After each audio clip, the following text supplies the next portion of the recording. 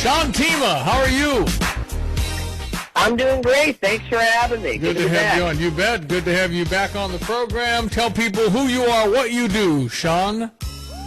Absolutely. Well, I'm the chief of staff over with Young Americans for Liberty, and we're the only group out there that is training young people on how to change policy, whether it's the vaccine mandates or the pepper spray bans on their college campus, to the anti-gun laws in their state, the COVID mandates in their state, passing school choice in their state. We're taking kids and we're making them warriors to go out and change America for the better and give us more liberty. And I'm incredibly proud of the team. It feels like it's like 300 to 1 people your age. Is that an accurate statement, or are the others just part of the kind of indoctrinated that haven't come out of it? Or how would you describe your age and their philosophy?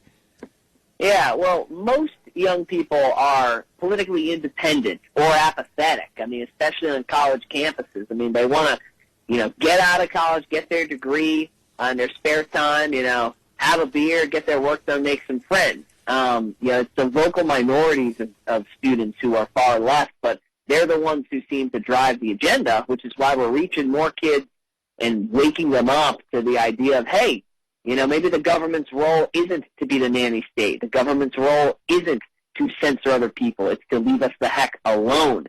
And given how independent these students are, I mean, we have such an opportunity to reach them, especially after they've seen what, this crazy COVID mandate era has done to them. I mean, literally forcing them to mask up, forcing them to, take these injections against their will. So we're doing good out there and reaching more folks. Okay.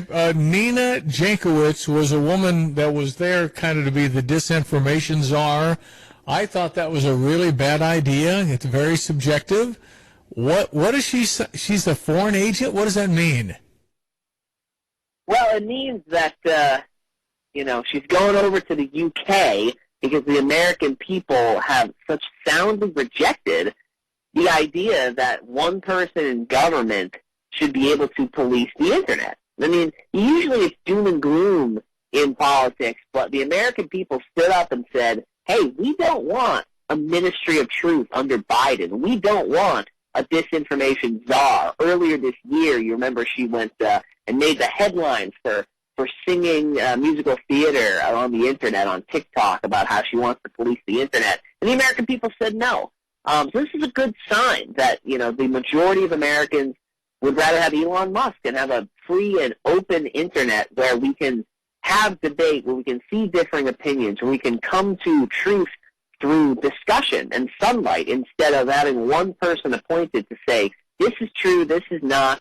We see that in the COVID era. So the misinformation of yesterday is the truth of today, unfortunately. And so this is a good sign that she's had to be expelled across the pond to try and police the Internet. I don't think it's going to work. How do people discern what the truth is, Sean?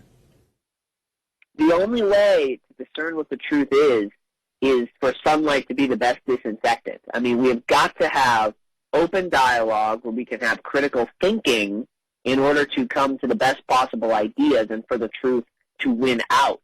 The more you ban speech, the more you ban information, not only is that more likely to suppress the truth, but it even backfires, the liberals who want to do that. It makes people more interested in trying to seek out this banned information. So, we've got to have more critical thinking and less critical theory. That's something we're pushing on the campuses these days. But the only way to get to truth is through that open discussion and through that open access to information. And that's what the American people have said they want. Sean Themea is with Young Americans for Liberty. He's the chief of staff there. ESPN 93.5 on the Dick Van Dyke Appliance World phone line. Okay, so what does Elon Musk and Twitter, what does that mean to free speech?